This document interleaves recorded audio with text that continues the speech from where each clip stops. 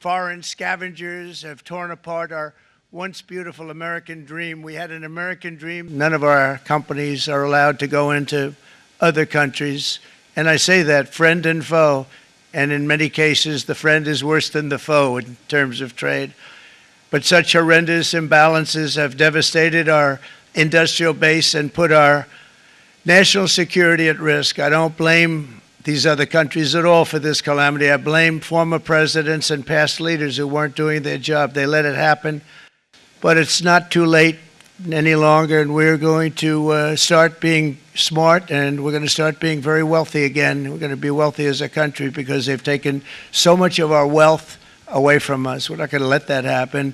We truly can be very wealthy. We can be so much wealthier than any country. It's not even believable, but we're getting smart. Nearly a century later, in the face of unrelenting economic warfare, the United States can no longer continue with a policy of unilateral economic surrender. We cannot pay the deficits of Canada, Mexico, and so many other countries. We used to do it. We can't do it anymore. We take care of countries all over the world. We pay for their military. We pay for everything they have to pay. And then when you want to cut back a little bit, they get upset that you're not taking care of them any longer. But we have to take care of our people, and we're going to take care of our people first, and I'm sorry to say that.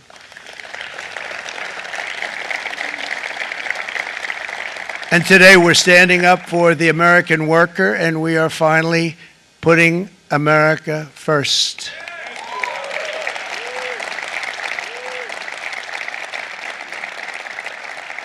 In short, chronic trade deficits are no longer merely an economic problem. They're a national emergency that threatens our security and our very way of life. It's a very great threat to our country. And for these reasons, starting tomorrow, the United States will implement reciprocal tariffs on other nations. It's been a long time since we even thought of that. We used to think about it a lot. We didn't think about it for many decades, and you see what's happened. For nations that treat us badly, we will calculate the combined rate of all their tariffs, non-monetary barriers, and other forms of cheating. And because we are being very kind, we're kind people, very kind. You're not so kind when you got ripped off with your salaries. My auto worker friends and my Teamster friends and all of the unions that typically voted Democrat, they're not voting Democrat anymore because worker, whether union or non-worker, they're for the Republicans now. That's what happened. But we will charge them approximately half of what they are and have been charging us. So the tariffs will be not a full reciprocal. I could have done that, yes, but it would have been tough for a lot of countries who didn't want to do that. I'd like to see the chart if you have it. Could you bring it up, Howard? This is our great Secretary of Commerce, Howard Lutnick. So if you look at that, China, first row, China, 67%. That's tariffs charged to the USA, including currency manipulation and trade barriers. So 67%, I think you can, for the most part, see it. Those with good eyes, with bad eyes. We didn't want to bring, it's very windy out here. So it's 67%, so we're going to be charging a discounted reciprocal tariff of 34%. I think, in other words, they charge us, we charge them less, so how can anybody be upset? They will be because we never charge anybody anything, but now we're going to charge. European Union, they're very tough, very, very tough traders. You know, you think of European Union, very friendly, they rip us off. It's so sad to see. It's so pathetic. 39%, we're going to charge them 20%, so we're charging them essentially half. Japan, 46%, they would charge us 46%, and much higher for certain items like cars, you know, little items like cars. 46%, we're charging them 24%. In a few moments, I will sign a historic executive order instituting reciprocal tariffs on countries throughout the world. Reciprocal, that means they do it to us and we do it to them. Very simple, can't get any simpler than that. This is one of the most important days, in my opinion, in American history. It's our declaration of economic independence. For years, hardworking American citizens were forced to sit on the sidelines as other nations got rich and powerful, much of it at our expense. But now it's our turn to prosper, and in so doing, use trillions and trillions of dollars to reduce our taxes and pay down our national debt, and it'll all happen very quickly. With today's action, we are finally going to be able to make America great again, greater than ever before.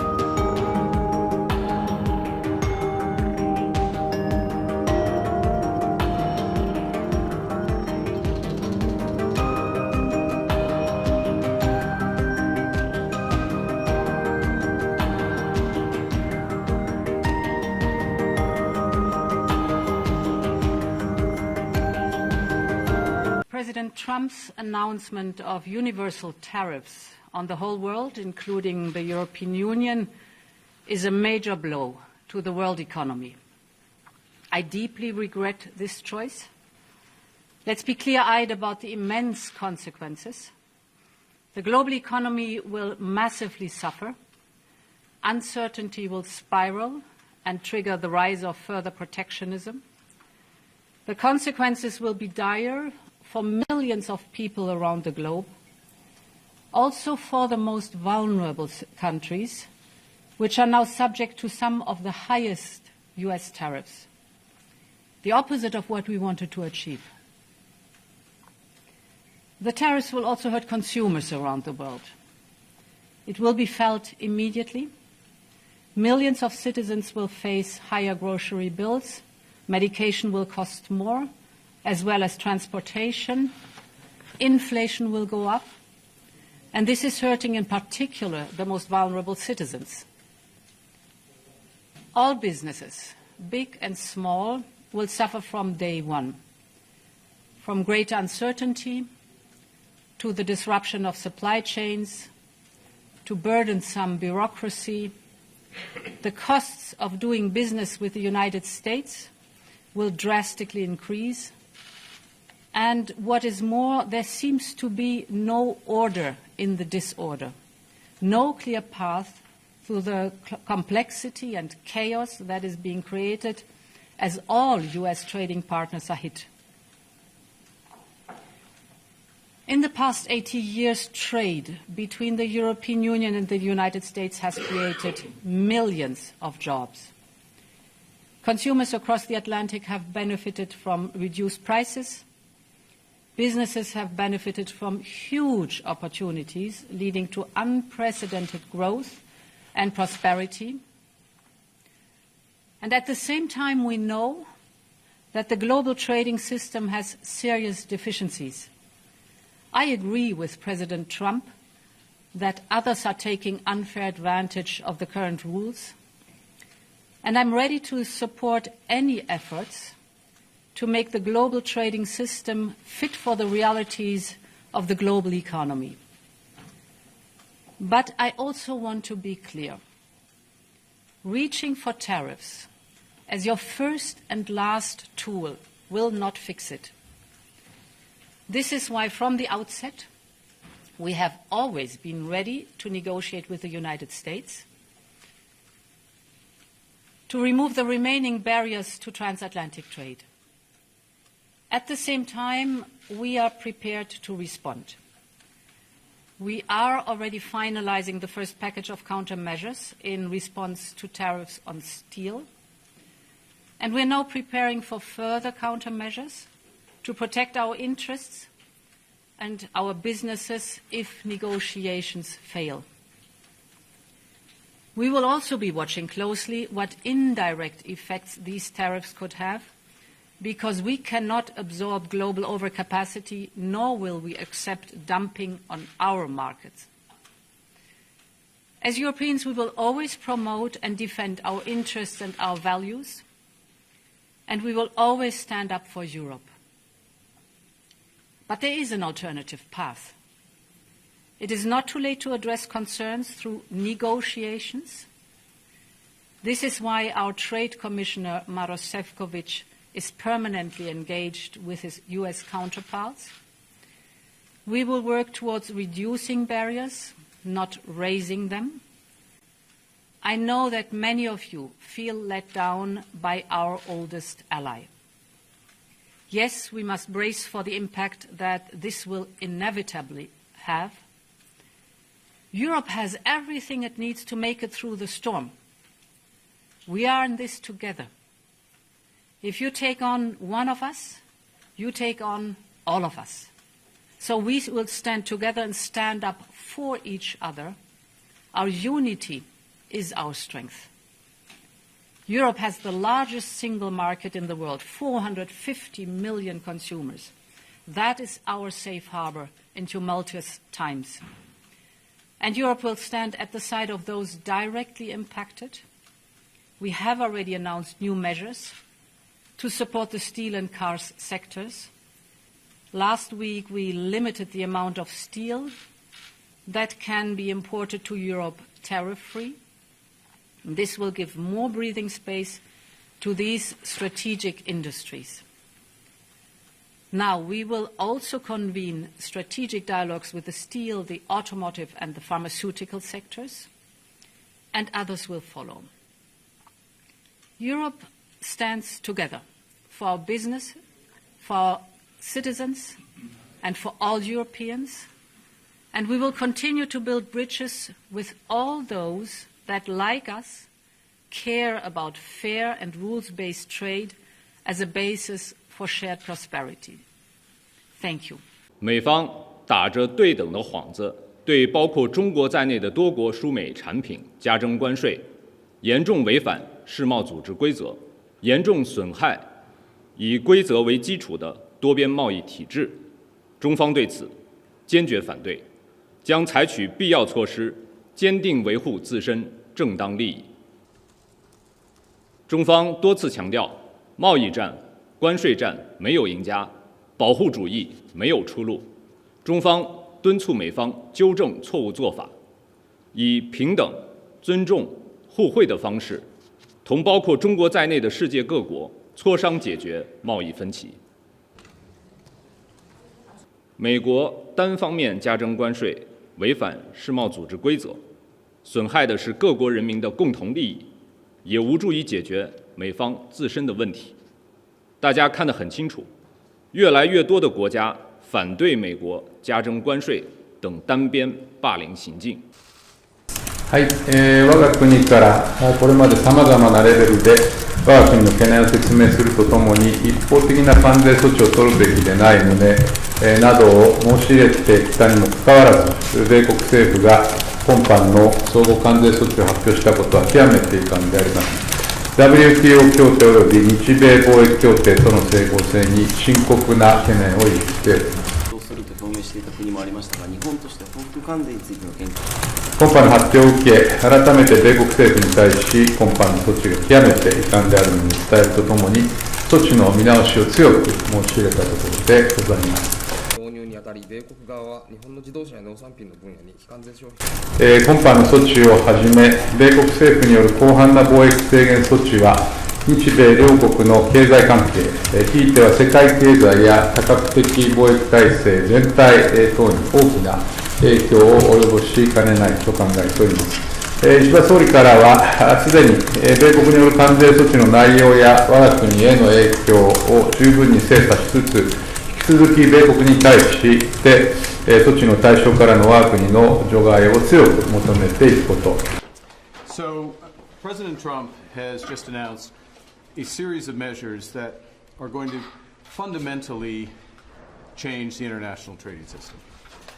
Now, in doing so, he has preserved a number of important elements of our relationship, the commercial relationship between Canada and the United States. But the fentanyl tariffs still remain in place, as do the tariffs for steel and aluminum. As of this evening, the tariffs on automobiles will enter into force, and the U.S. has signaled that there will be additional tariffs in so-called strategic sectors, pharmaceuticals, lumber, and semiconductors. So we're in a situation where there is going to be an impact on the U.S. economy, which will build with time. In our judgment, it will be negative on the U.S. economy. That will have an impact on us. But the series of measures will directly affect millions of Canadians.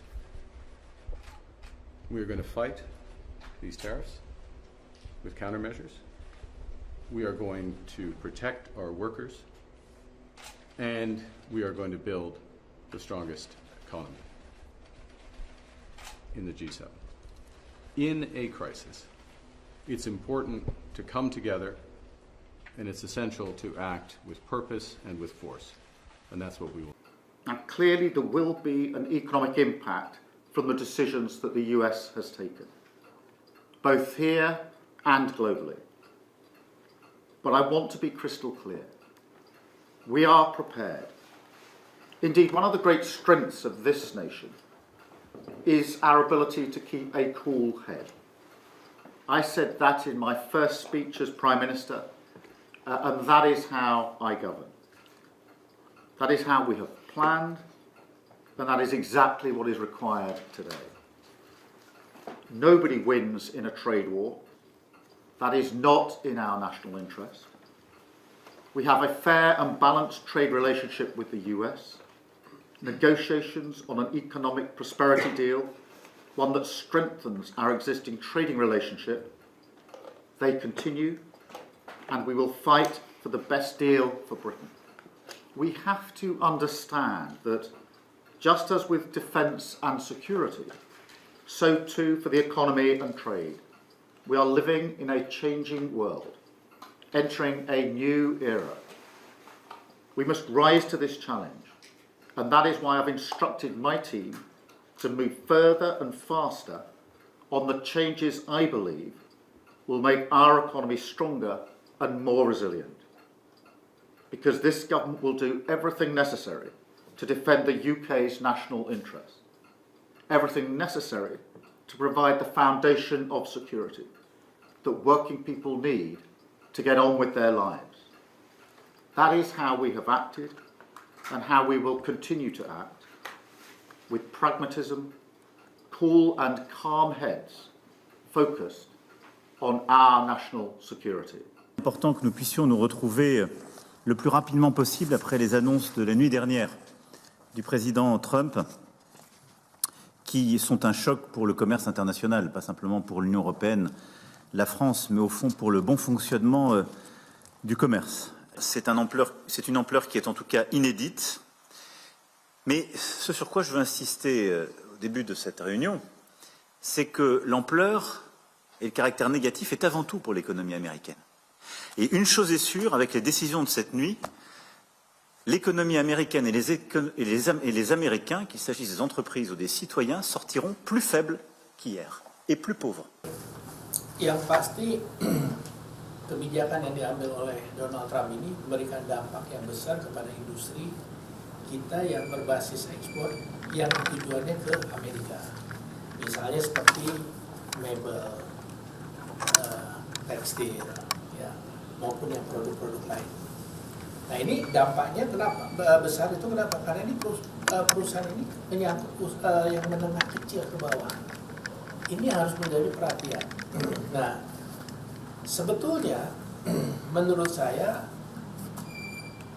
pemerintah kalau sejak waktu zaman COVID dulu sudah melihat bahwa ada ancaman karena COVID, mestinya ini juga sudah bisa kita atasi mestinya.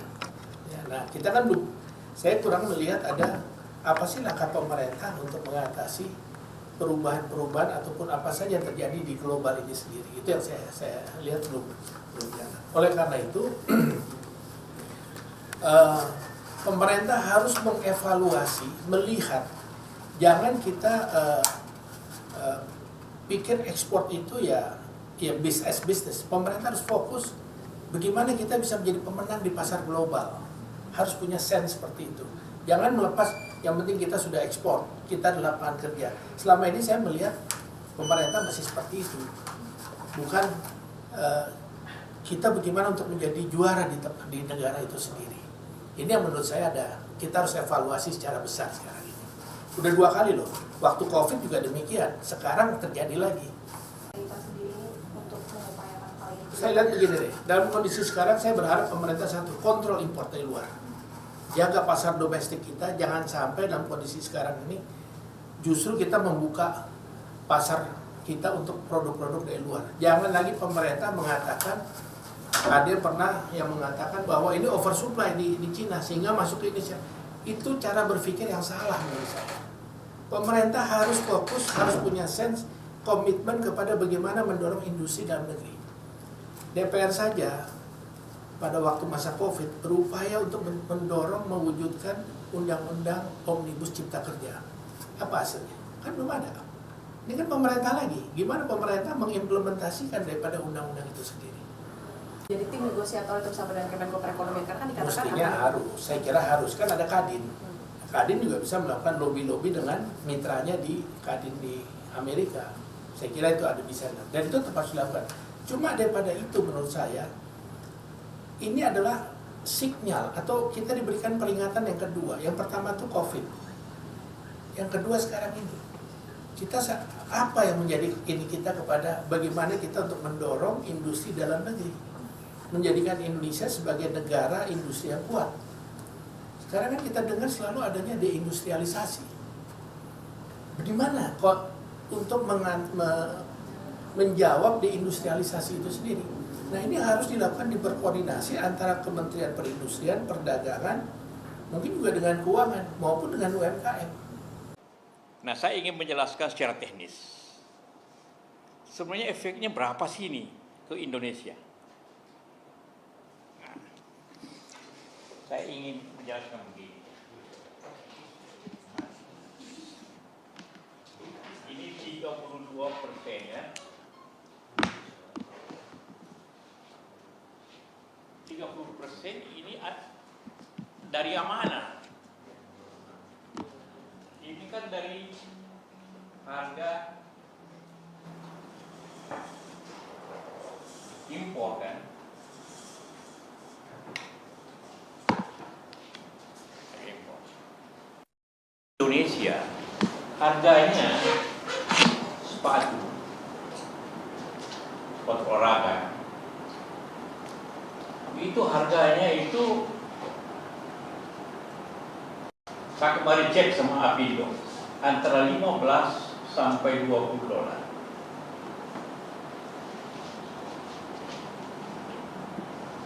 Itu sepatu. Nih. Jadi yang kena ini berapa harga jual di Amerika? Harga jual kalau Anda ke Amerika beli itu antara 50 sampai 70 dolar.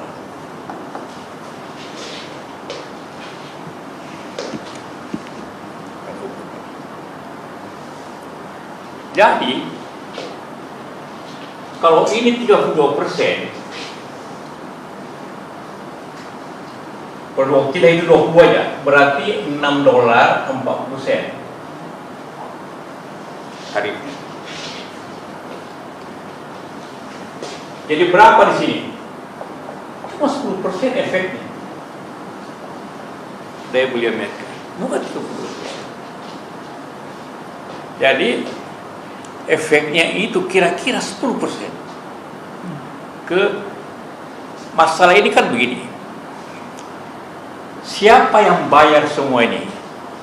Yang bayar itu kan konsumen dan pengusaha Amerika, ya kan? Yang dia bayar itu ini ditambah ini.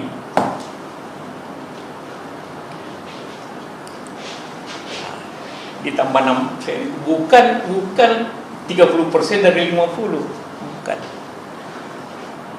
Jadi efeknya tidak segegap gempita apa yang dikenakan. Sama yang lain, sama dengan sawit, kita impor sawit. Yes, itu yang kita ekspor itu CPO. Harganya kira-kira $1.000 per ton sekarang ini. Di bawahnya ke 900 sekian, katakanlah sih. Itu dijadikan sabun, dijadikan vakum, dijadikan minyak goreng. Itu mungkin harganya 3-4 kali lipat setelah itu. Jadi tidak berarti semua nanti hasil CPO itu efeknya di Amerika 36%, 32%, tidak. Paling tinggi 10% semua. Komponen listrik, itu komponen mobil macam-macam. Itu juga setelah dibeli naiknya luar biasa. Jadi efeknya itu kira-kira kurang lebihnya itu 10%.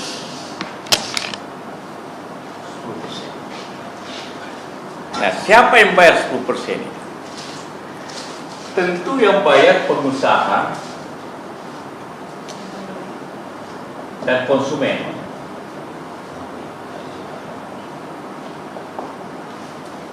Amerika.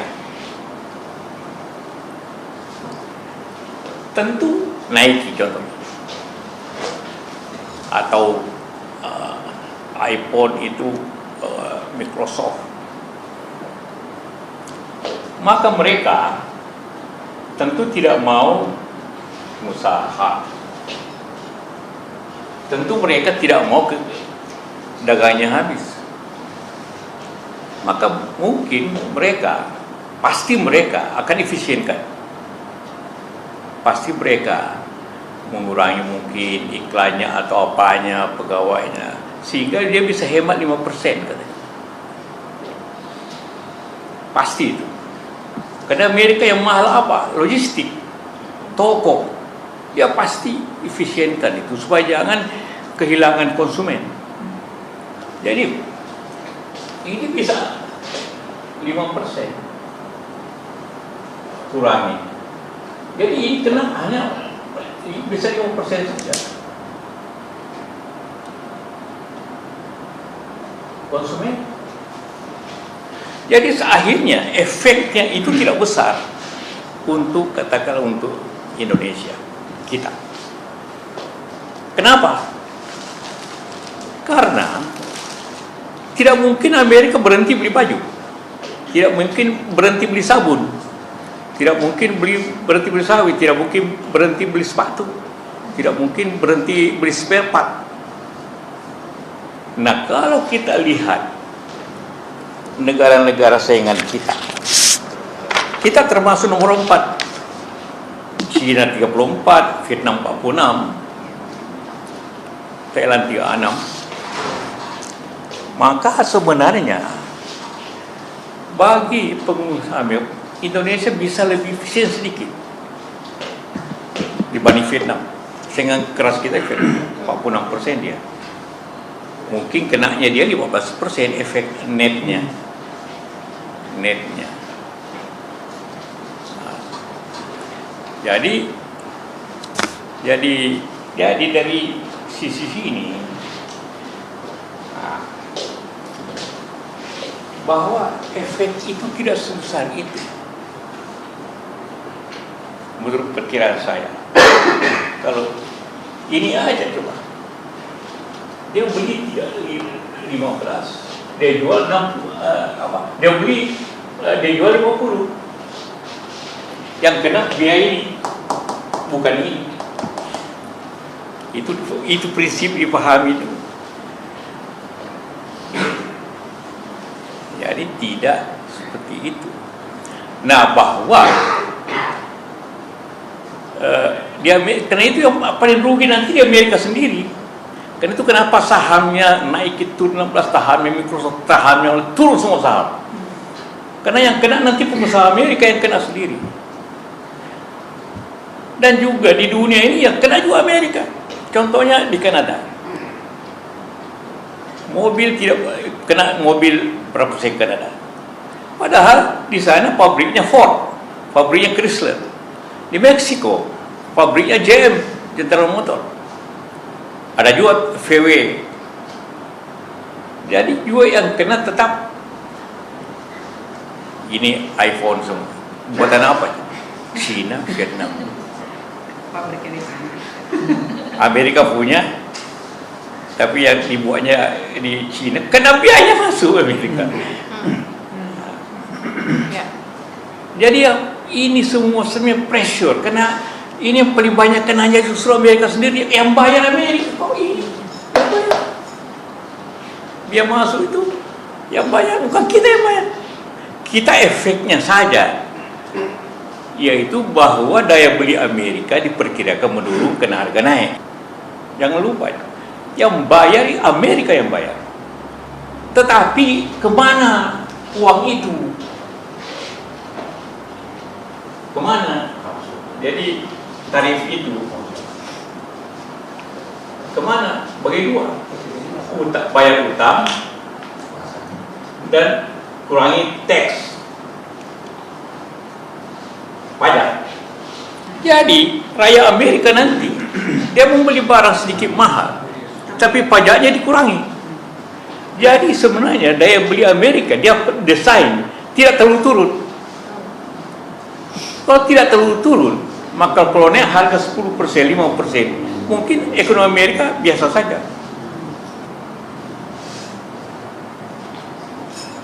Ya. Jadi isu ini isu pressure sebenarnya. Isu politik untuk menjaga daya saingnya Amerika. Daya saingnya Amerika.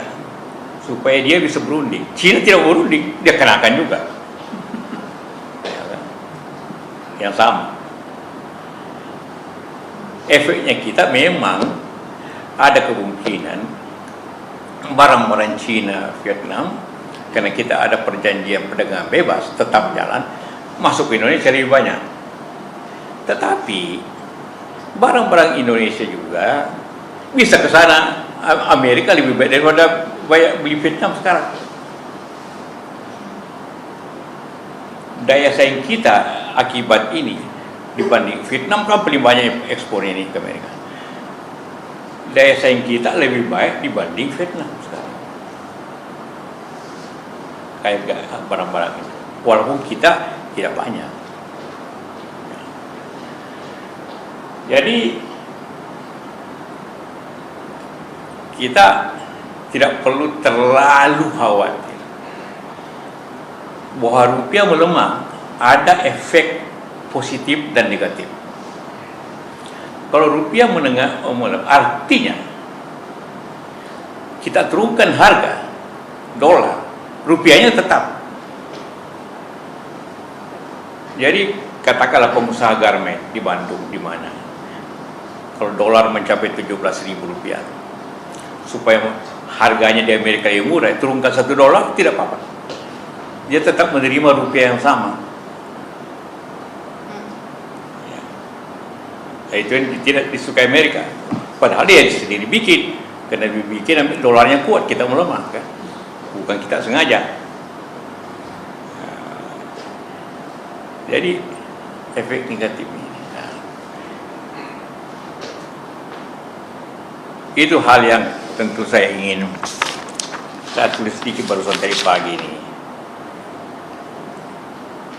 Sama juga lain kayak CPO. CPO itu dia paling tinggi juga sepertiga 30% harganya, karena setelah itu jadi sabun di Amerika, jadi minyak goreng, harganya bisa berkali-kali lipat, 3 kali lipat. Yang kena cuma CPO-nya. Harga sabunnya mungkin naiknya cuma 5%. Daya beli. Kan ini kan masalah yang ditakutkan dunia ini, daya beli Amerika menurun. Sehingga tidak membeli lagi barang kita, sehingga pabrik tutup, sehingga banyak PHK. Semua langsung orang bicara PHK. Kira-kira yang PHK siapa? Pabrik baju cuma kena 10%. Sepatu tetap 10% maksimum. Kalau rupiah melemah, dia dapat rupiah yang sama. Gaji buruh tidak naik.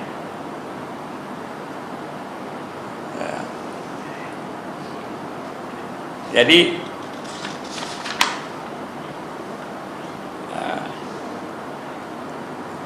itu kira-kira yang saya ingin. Saya tidak bahas negara lain. Kita fokus ke efek ke Indonesia ini. Kalau menurut apa yang saya sampaikan, tidak sebesar apa yang kita takutkan. Tapi kira-kira Pak JK sampai kapan Trump bersikeras untuk mempertahankan sikapnya, karena ujung-ujungnya kan juga akan melukai ekonomi dia sendiri juga keputusan. Tidak lama. Tidak lama. Kenapa? Karena tujuannya ialah meningkatkan industri dalam negeri Amerika. Tidak segampang itu meningkatkan itu. Pertama, katakanlah kasus Indonesia ingin agar pabrik sepatu tetap di Amerika. Di mana buruhnya, dari mana? Bagaimana mempersiapkan pabrik berapa bulan? Tiba-tiba harganya tidak mungkin semurah negara-negara Asia, tidak mungkin semurah. Tidak mungkin dia dapat $20 satu sepatu kalau yang kerjakan orang Amerika. Tidak mungkin itu. Ya. Mau tingkatkan pabrik mobil, berapa lama itu bisa ditingkatkan? Yang kedua, mereka sudah didirikan di Kanada. Jadi mereka nanti akan jangan. Mana mereka? Kursi, tarik. Tarik aja. Tapi Pak JK melihatnya, kan tadi sempat disampaikan bahwa ini adalah salah satu isu politik begitu. Kita ketahui juga bisa jadi ini adalah isu geopolitik seperti yang disampaikan. Tapi apakah memang Trump ini mengharapkan agar negara-negara di sekitar itu melakukan negosiasi dengan Amerika Serikat? Iya, kan dia bilang masih terbuka negosiasi. Sebenarnya ini pressure untuk negosiasi. Sama dengan Anda beli sesuatu, kasih dulu harga tinggi, baru berunding. Jadi ini angka-angka pressure. Angka pressure. Itu biasa itu. Dulu juga periode pertama Trump begitu juga. Pakas, setelah itu turun. Dan seperti kita, di mana angka bahwa kita kasih 64%? Angka apa itu? Dari mana angka itu?